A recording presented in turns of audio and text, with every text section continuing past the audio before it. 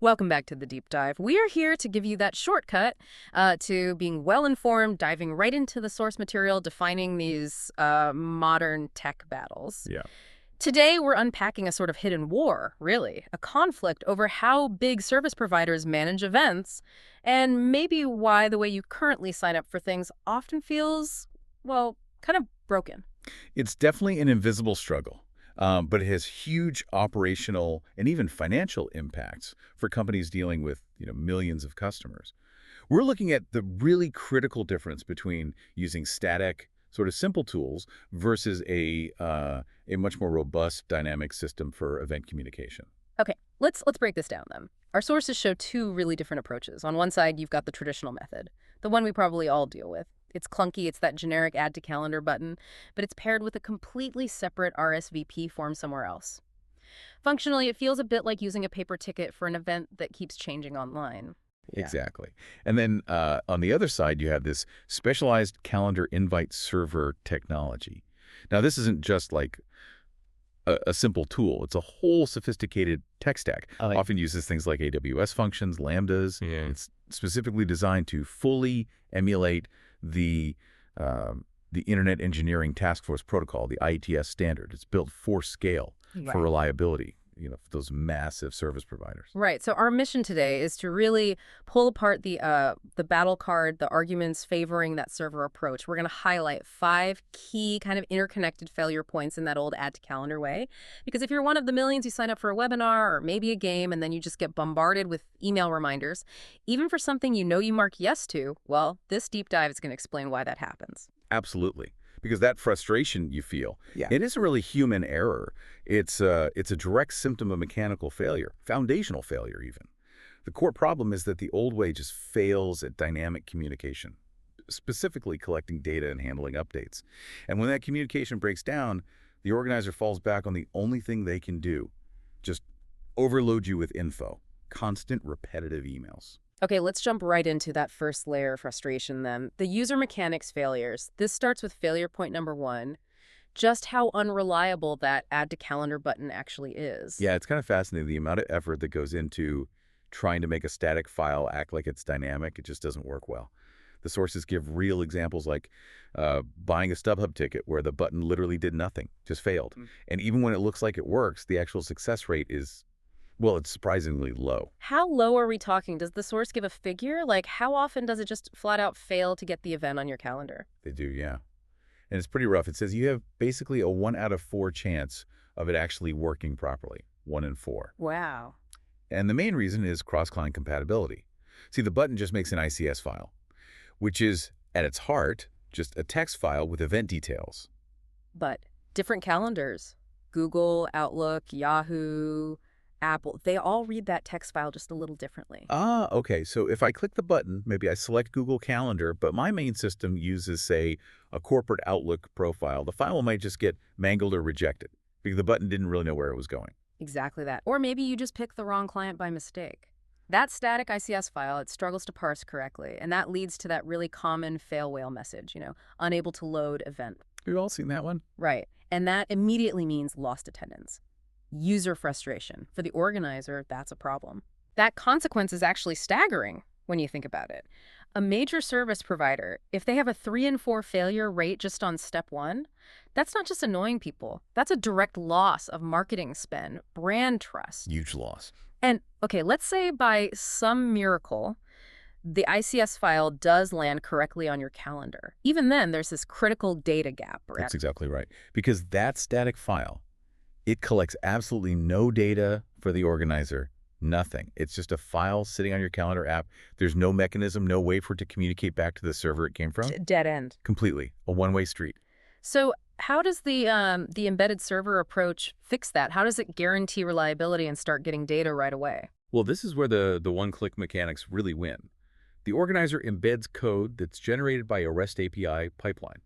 A user, let's call him Zach, like in the source example, puts in his email, clicks one button, and instantly the server dynamically generates and sends the actual calendar invite.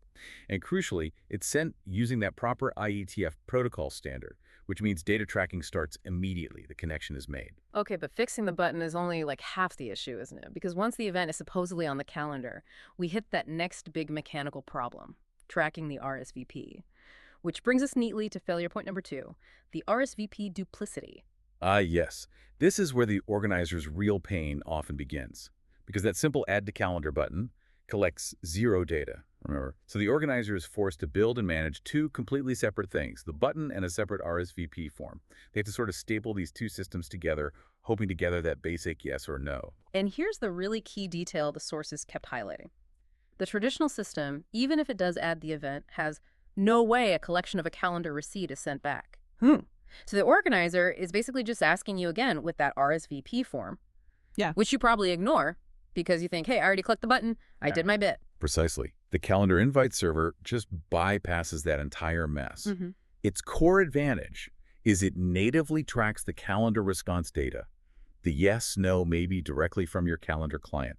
That's high-fidelity data. It's real-time engagement data. Right. So think about Mandy, the organizer in the example. She doesn't need to check two different lists or systems. She sees Zach's yes response right there in her server console, updated instantly. Yeah. That means she always knows the attendee's actual status direct from the source, their calendar, not just whether they filled out some form weeks ago and maybe changed their mind. And connecting that to the bigger picture, it means the organizer doesn't waste resources chasing people who already said yes, just because the data didn't flow back correctly. Which leads us perfectly into segment 3, failure point number 3. This is the change management nightmare, or, the post-invitation fail. Because that traditional button just gave you a static file, if Mandy, the organizer, needs to change the time or the location or add a cool new promotion, there's just no way to update a calendar at all, is there? Nope, not with that static file. It creates what the source calls the no-reply scenario. Yeah. You, the user, might interact with your calendar. You click yes, again, maybe to confirm. But because the original button only gave you that static ICS file, your click creates false hope. That data, that confirmation, it doesn't go anywhere. It's not sent back to Mandy. The communication channel is strictly one way. Exactly. And the consequence of that on a large scale is, well, it's huge. We see examples from massive organizers like Zoom, apparently, who are forced to send literally millions of redundant emails daily. Those 1-hour reminders, the one-day reminders. You signed up ages ago, you know you're going, but you still get 2 more email reminders just in case. It feels, honestly, a bit insulting as a user. And now we know it's purely mechanical failure, not someone forgetting to update a list. And that mechanical limit puts a massive burden on the organizer, too. If they do need to change something significant, like the time or add a promotion, they're stuck. They basically have to scrap the old event and start all over again, create a whole new event, send out new invites, because there's no update function for that original static file. So how does the server solve this kind of communication blackout? It goes back to standardized communication. Remember the IETF protocol we mentioned? Yeah. That's the official rule book for how real calendar clients talk to each other. So the organizer, Mandy, she just updates the original calendar invitation in her own calendar client, like Outlook or Google Calendar. Her client acts as the CRU engine, create, read, update, delete. Simple as that. Okay, but how does that update get out? There's some middleware involved, right? The source mentioned something called Dropbox logic. Right, think of it like a processing engine. The server technology detects that change Mandy made in her master event. Then, and this is key, the server sends out the updated calendar invite, but only to the people who previously said yes or maybe.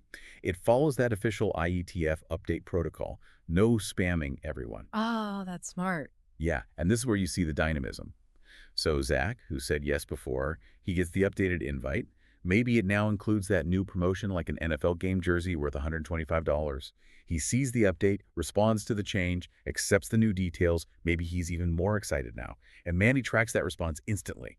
The server handles all that messy change management, ensures the data keeps flowing both ways. That seamless data exchange is just the complete opposite of the old way, isn't it? Which kind of brings us into segment 4, where we pull together failure points 4 and 5. These are really about the compounding frustration for everyone involved. Right. Failure point 4 is what the source calls duplicity of work. Yeah. This is the organizer's total pain. Mandy, using the old way, has to manually enter the same event details into multiple systems. One vendor for the static button code, another for the separate RSVP form, maybe a third for the email marketing system to send reminders. Ugh. And if anything changes, the event gets moved by just 15 minutes. She has to start all over with this process, replicating that same change across maybe 3 different platforms, hoping she gets it right everywhere. Yeah. When you add up all those potential mechanical failures, the button, the RSVP sync, the lack of updates, the multiple vendors, the data replication, the source estimates there are at least 6 failure points in total in that traditional workflow. 6. Minimum. And that leads directly to failure point 5, user fatigue, burnout. The end user, you, ultimately pays the price and just gives up. You get fed up with events not showing up right or getting constant reminders. You start ignoring new emails because you assume they're just duplicates. And if changes are announced, you might just think, oh, this is too much hassle, and you give up on the event entirely. Which is terrible for the brand. Direct churn, brand erosion. Absolutely. Now, contrast that whole mess with the seamless one-click experience the calendar invite server offers. It seems to eliminate all those friction points. The source gives that specific NFL season example, right? Where Zach gets invites for 2 different games just by clicking one button for each. Doesn't matter if he sees it on the web or in an email or in a mobile app. One click, done. And this all really comes down to that final technical point. Yeah. Data collection, how it actually works. The traditional ICS file, as we've said, has no mechanical way to send data back. 0. Which creates that horrible redundant reminder email loop, the circle reference of frustration, as the source puts it. So how does the server guaranteed data comes back? What's the mechanism? The server mechanism builds the calendar invitations on the fly, dynamically. And crucially, it embeds the correct request for calendar receipts within the invitation message it sends to your client. It's like building in a return address and asking for confirmation. Yeah. So this built-in receipt collector, managed by the API gateway, ensures high-fidelity data collection across the entire event lifecycle. The original invite, any updates, even cancellations, it's dynamic, ongoing engagement data. Not just a static file you throw over the wall and hope for the best. Precisely. It's the difference between a dead letter and a registered mail system with tracking. Okay, so let's wrap this up. What does this all mean, really? The efficiency gain here seems, well, monumental. For the organizer, you eliminate all that duplicated work, the constant change management nightmare. And for the end user, you get rid of those, 6 potential failure points. You get genuine real-time engagement data without spamming people into just giving up. Yeah, exactly. And we just connect this back to the really big picture, the foundational tech. Yeah. The entire difference between, operational success and maybe organizational paralysis. Between a smooth event sign-up and 6 points of failure. It really rests on one fundamental thing. It's the absolute necessity of properly adhering to and emulating the Internet Engineering Task Force Protocol, the IETF standard for updates and receipts. That understanding, that commitment to the underlying Internet protocols is what transforms a simple static ICS file into a dynamic data-generating pipeline. It makes your everyday experience with event signups either, well, a nightmare or actually quite seamless. It's maybe something for you, the listener, to consider next time you click an Add to Calendar button. Yeah. Ask yourself, is this a real invitation with a live link back to the host? Or is it just a digital piece of paper? A very provocative thought to end on. And that is your deep dive for today. Stay well informed, and we'll catch you next time.